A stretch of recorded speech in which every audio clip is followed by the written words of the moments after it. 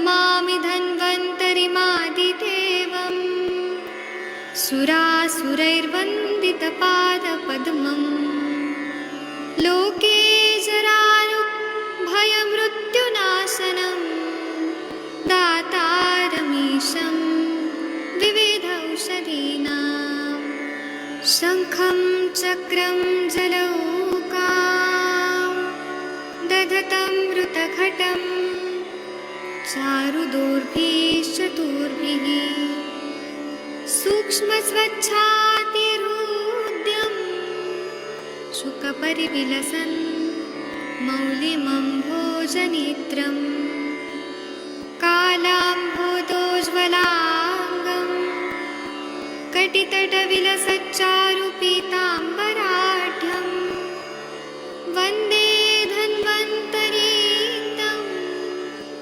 निखिलगदवन् प्रौढदावाग्निलीलं प्रौढदावाग्निलीलं प्रौढदावाग्निलीलम्।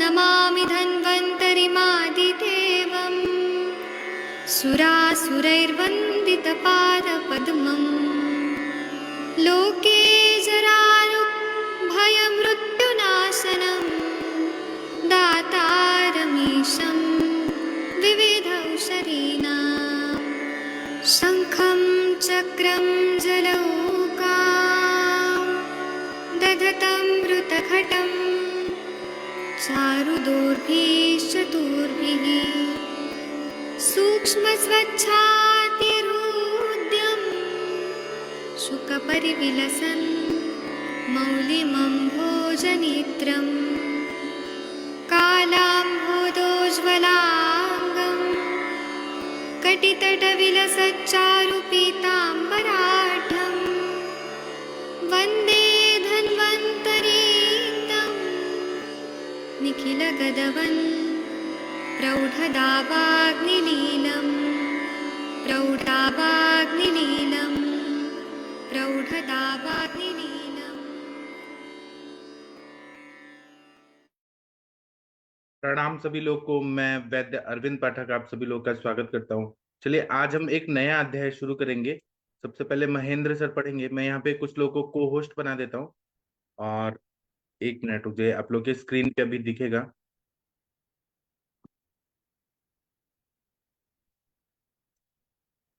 Mahendra sir आप शुरू करिए सर।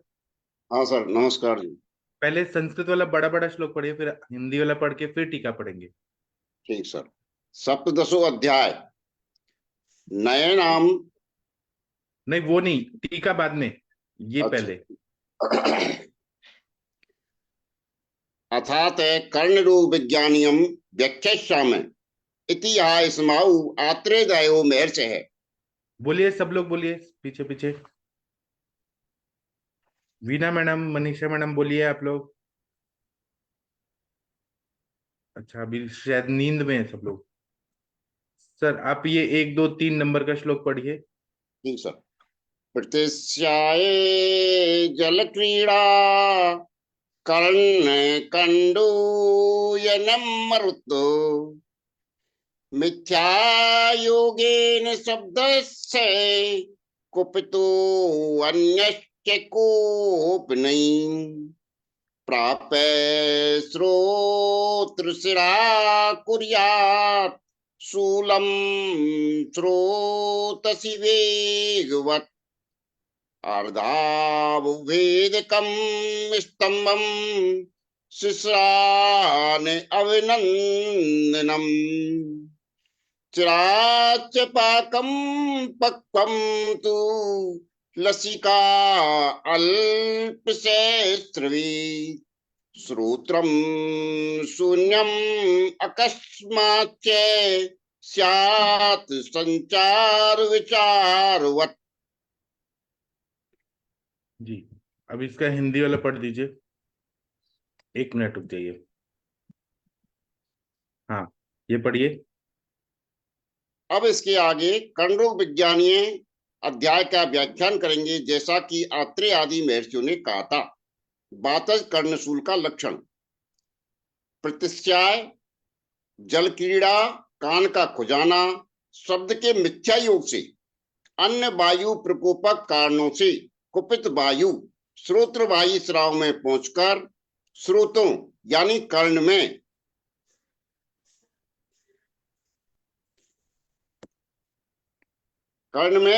वेगवान शूल को करती है। इसके अलावा अर्धावेदक, स्तंभ, शीत की अनिच्छा, देर से पकना, पकने पर लसिका का थोड़ा बहना, बिना कारण के कान शून्य खाली तथा थोड़ी देर के लिए खुला और थोड़ी देर में बंद के समान बन जाता है। जी, तो ये कर्ण रोग विज्ञानीय अध्याय है। इसमें कर्ण रोग, कान की बीमारियों के बारे में बातें हो रही है। तो अगर प्रतिशय होता है तो ईयर नोज थ्रोट का कनेक्शन रहता है, तो प्रतिशय की वजह से भी वातज कर्ण रोग होता है। प्रतिशय हुआ, उसका इन्फेक्शन फैलेगा। जल में क्रीड़ा किया, स्विमिंग वगैरह किया, कान को बहुत खुजाया, शब्द के मिथ्या योग हुआ, बहुत ज्यादा ज्यादा आवाज सुना, स्टीरियो का जो आता है बहुत जोर जोर से जो आवाज सुनाई देता है, या अन्य वायु प्रकोपक कारणों से कुपित वायु श्रोत्रवाही सिराओं में पहुंचकर कर्ण में वेगवान शूल को करती है। इसके अतिरिक्त अर्धावभेदक, स्तंभ, शीत की अनिच्छा, देर से पकना, पकने पर लसिका का थोड़ा बहना, बिना कारण के कान शून्य खाली और थोड़ी देर के लिए खुला और थोड़ी देर में बंद के समान बन जाते हैं, ये सारे सिम्टम आते हैं कि थोड़ा हेडेक होगा। ये सब अगर हुआ तो कान ऐसे जड़ हो जाएगा और ठंडी नहीं लगेगी, ठंडी की इच्छा नहीं हो रही, गर्म चाहिए, और देर से धीरे धीरे पकेगा, थोड़ा लसिका बह रहा है, कान शून्य लग रहा है, खाली लग रहा है, थोड़ा खुला रह रहा है, थोड़ा बंद हो रहा है। ऐसे सिम्टम है वात के वजह से। इसकी टीका पढ़ दीजिए सर, 1 मिनट। हाँ प्रतिश्याय इत्यादि भी शब्दस्य च मिथ्या भी योगीन पवन। हाँ, प्रतिशय आदि से जो ये हो जाए, प्रतिशय आदि कारण होता है आदि, और शब्द का मिथ्या योगेन होने से पवन मतलब वायु।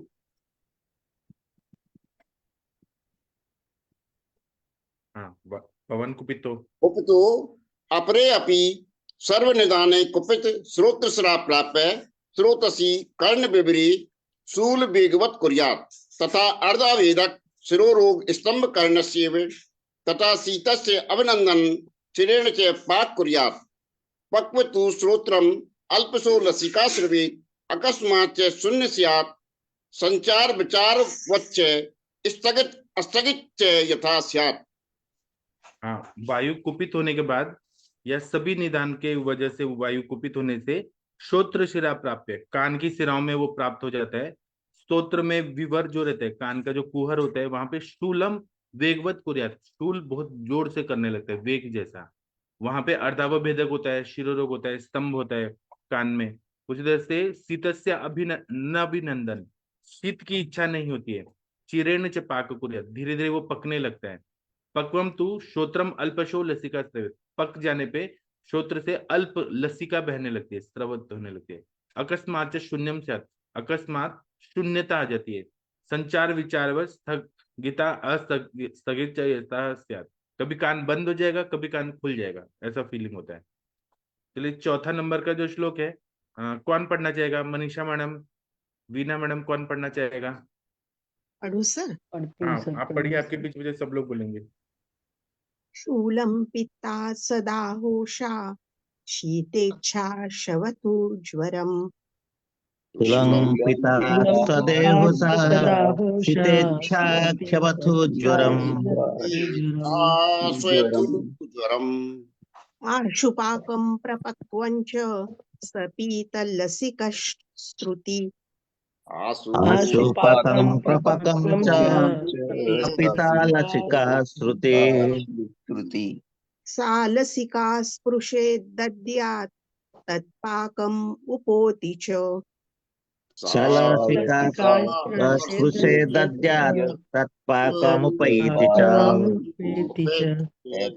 च। इसका हिंदी वाला पढ़ते हैं। हाँ, हाँ, पढ़िए। अपने कारणों से दूषित हुआ पित्त कान में शूल करता है, इस शूल में दाह, संताप, शीत की इच्छा, शोथ और ज्वर भी होता है। जल्दी पकता है। पकने पर थोड़ी सी पीली लसिका बहती है। यह लसिका जहाँ जहाँ छूती है वहाँ वहाँ पाक उत्पन्न हो जाता है। हाँ, इसको ना पित्तज वाला जो है, अपने कारणों से पित्त प्रकोपित हुए, कान में शूल करेगा लेकिन बर्निंग वाला होगा, उसमें दाह होगा, संताप होगा, शीत की इच्छा होगी, शोथ होगा, फीवर भी आएगा, ज्वर भी आएगा। जल्दी पकता है, पकने पर थोड़ी सी पीली लसिका बहती है क्योंकि पित्त बढ़ा हुआ है। यह लसिका जहां जहां छूती है वहां वहां पाक उत्पन्न हो जाता है, इतना गर्म होता है ये। जी, इसकी टीका पढ़ दीजिए प्लीज। पित्तेन पित्तेन शूल दाहाद्य अन्वित स्यात् तत्र उषा प्रादेशिक संताप दाह सर्वांगीण तीव्रोष्मा सदा अरतिमान तथा अशुपाको यस्मित् तद्देवम् तथा प्रपक्व च सपीत लसिका स्तुति स्यात् सा च लसिका यद अंग स्पृशेत् तत् पाक गच्छति। पित्तेन शूल दाहाद्यान्वित स्यात्। पित्त के वजह से जब शूल होता है तो दाह आदि उत्पन्न हो जाता है। उसमें प्रादेशिक संताप होता है। उषा मतलब वो क्षेत्र में बहुत ज्यादा गर्म या फिर फीवर आता है ना, गर्म होता है। दाह हो रहा है तो सर्वांगी तीव्रोष्मा तीव्रोष्मा, पूरे बॉडी में उष्मा बढ़ जाती है और सदा अरतिमान पेनफुल रहता है, वो बहुत ज्यादा बर्निंग हो रहा है, मन भी बेचैन है वहां पे। तथा आशुपाको यस्मिन तस्मिन यस्मिन तदेवम, वहां पे बहुत जल्दी पक जाता है। लसिका भी आ रही है तो प्रपक्व च सपीत लसिका श्रुति से, पीला पीला लसिका आ रहा है, वहां से पीप आ रहा है ना, वो पूरा पीला पीला आ रहा है। साच लसिका यदंग यदंग स्पर्शित, जहां जहां वो जिस जिस जगह पे स्पर्श करेगी वहां वहां पे पाक करेगी। जी, 5वां नंबर का श्लोक कौन पढ़ना चाहेगा? पढ़िए, आप लोगों में से कौन सबसे इंटेलिजेंट, तो सब लोग हैं। प्रणाम सर, पढ़ती हूँ। हाँ, आप पढ़िए।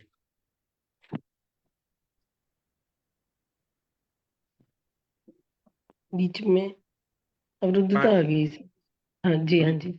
हाँ, 5वां कपाश। कफाक्षिरो हनुग्रीवा गौरवं मन्दतारुजः कपाक्षिरो हनुग्रीवा मंदतारुजः कण्डुस्वथुरुष्णेक्षा पाकाक्षेत्रघनश्रुतिः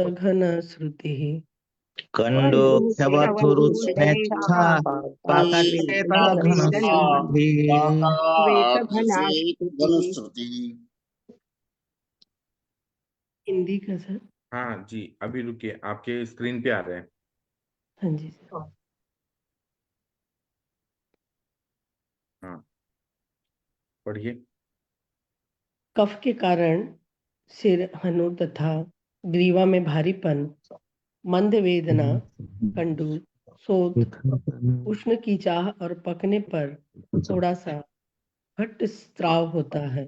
हाँ, कफ के कारण सिर में, मैंडिबल एरिया जो हनु एरिया, ग्रीवा जो है वहां पे भारीपन हो रहा है, मंद वेदना हो रही है, कंडू हो रहा है, शोथ हो रहा है, उष्ण की चाह हो रही है, पकने पे थोड़ा सा घट्ट स्त्राव होता है।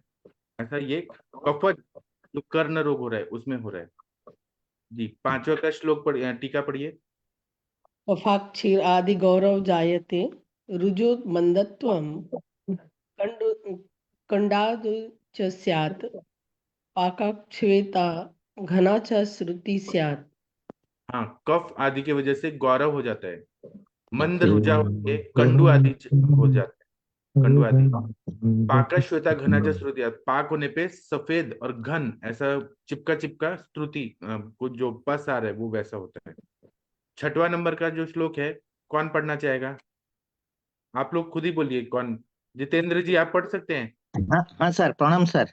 हाँ, प्रणाम सर, पढ़िए। करोति श्रवणे शूलम अभिघातादि दूषितम पढ़िए। अभिघातादिदूषितम् रक्तं पिता समानार्ति किंचिद्दा अधिक लक्षणम। रक्तम रक्तं पित्तं समानादि चिकित्सा लक्षणम। जी, इसका टीका पढ़ना है, हिंदी वाला। रक्तज कर्णशूल के लक्षण। सर हम्म, ओके। चोट आदि के कारण दूषित रक्त कानों में शूल उत्पन्न करता है। इसमें पित्तज वेदना के समान लक्षण होता है, अथवा इस वेदना से कुछ अधिक लक्षण होते हैं। हाँ, जब चोट लग जाता है तो जो वायु का प्रकोप होता है, तीनों दोषों का प्रकोप होता है, तो दूषित रक्त जो है कान में शूल उत्पन्न करता है, रक्त की संचिति होती है वहां पे, या रक्त स्राव हो रहा है और रक्त वाहिनियां फूट गई है, तो पित्तज वेदना के समान दाह वगैरह भी होगा, या ये जो वेदना है वो कुछ ज्यादा उसमें सिम्टम्स आएंगे जब वहां पे ब्लीडिंग हो जाए तो। रक्तज कर्ण शूल है, शूल भी है वहां पे रक्त की वजह से। जी, छठवा का टीका पढ़िए। सर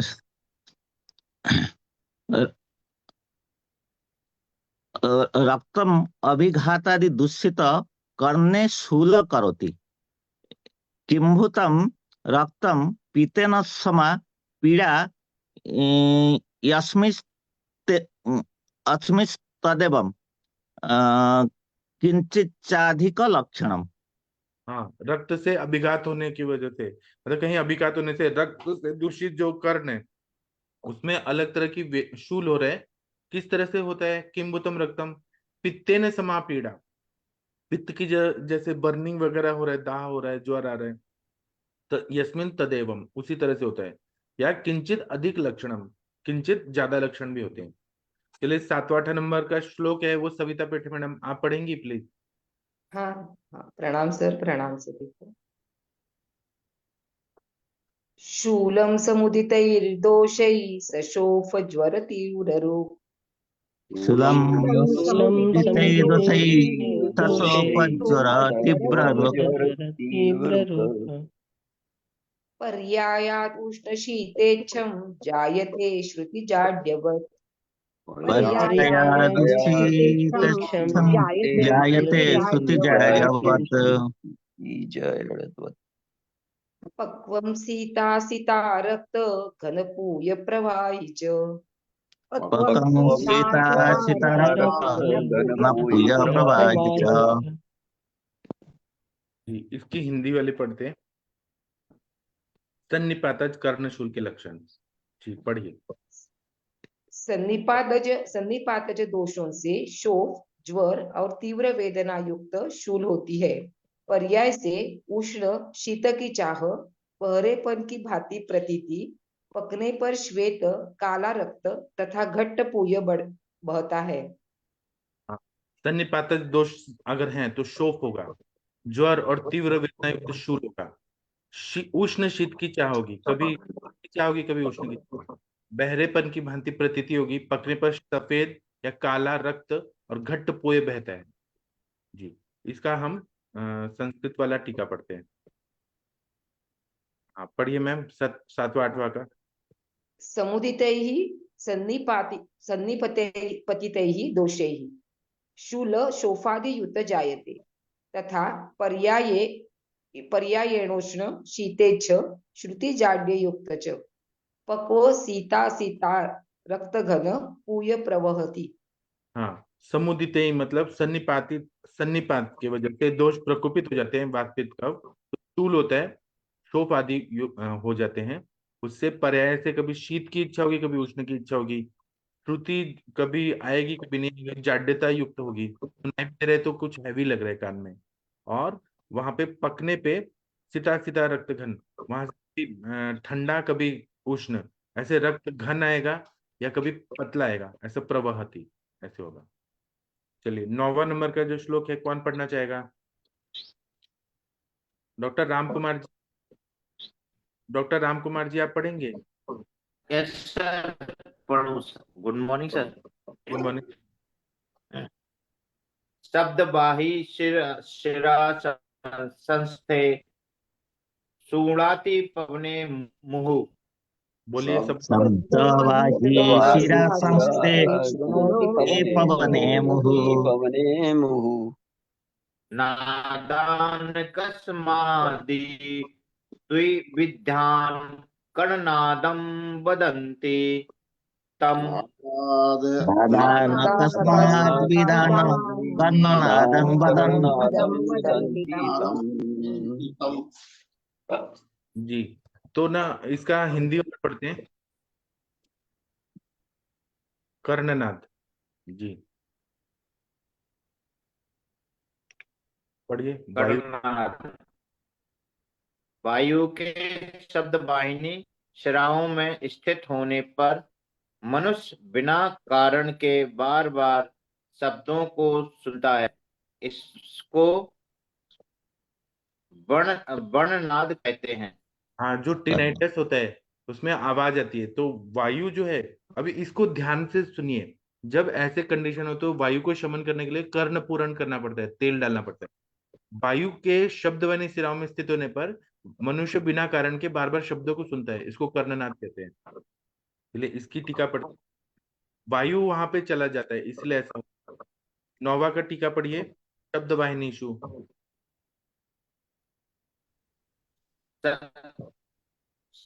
शब्द वाहिनीषु शिरासु गते बाते मुहु शब्दान विविधान कस्मात् शृणोति ता कर्णनाद वदन्ति। हाँ, शब्द वाहिनीषु, शब्द वाहिनियों में बहुत सारी हैं, बहुवचन है। उनमें सिरासु, सिराओं में जाने पे गते बाते, वायु चला गया है, तो मुहु शब्दान विविधान, थोड़ा थोड़ा आवाज आ रही है, अलग अलग तरह की। कस्मात् शृणोति, किस तरह के आवाज आ रही है। तम कर्णनाद वदंती, कुछ अलग तरह की आवाज आती है, उसको कर्णनाद tinnitus कहते हैं। चलिए 10 नंबर का जो श्लोक है, कौन पढ़ना चाहेगा। महाजन सर, आप पढ़ सकते हैं। प्रणाम सर। हाँ जी। प्रणाम सर। श्लेष्मणानु गतो वायुर्नादो वा समुपेक्षितः। स्मरणानुगत वायुर्नदो वा समुपेक्षितः। उच्चैः कृच्छा आतश्रुति कुर्याद् वधिरत्वं क्रमेण च। उच्चैः पुच्छा श्रुति कुर्यात् वधिरत्वं क्रमेण च। जी, इसका हम हिंदी वाला पढ़ते हैं। हाँ, 10वां नंबर का पढ़िए। हाँ जी। कफ से मिश्रित वायु अथवा उपेक्षा किया कर्णनाद रोग कठिनाई से ऊंचा सुनना उत्पन्न करता है और फिर धीरे धीरे ये बहरेपन में बदल जाता है। हाँ, तो ये कफ से मिश्रित वायु है, ऐसा वायु नहीं है, कफ से मिश्रित वायु है। या उपेक्षा क्या हुआ है, तो ये कर्णनाद रोग है ना, कठिनाई से ऊंचा सुनना उत्पन्न करता है, मतलब बहुत जोर से बोलना पड़ता है। अगर इसका ध्यान नहीं दिया तो वायु ना रुक्षता उत्पन्न करके धीरे धीरे डिफनेस, बहरापन में बदल जाता है, ऐसा बता रहे हैं। चलिए इसकी टीका पढ़ देते हैं। 10वां का टीका। हाँ जी। वायु श्लेष्मना अनुगत कर्णनादो व समुपेक्षित अचिकित्सित कर्णे श्रोते उच्चै कृच्छा श्रुति श्रवण कुर्यात् क्रमेण बधिरतो बाद्रिय च कुर्यात्। हाँ, वायु जो है श्लेष्मणा अनुगत, कफ के साथ मिक्स होके कर्णनाद बढ़ा देता है।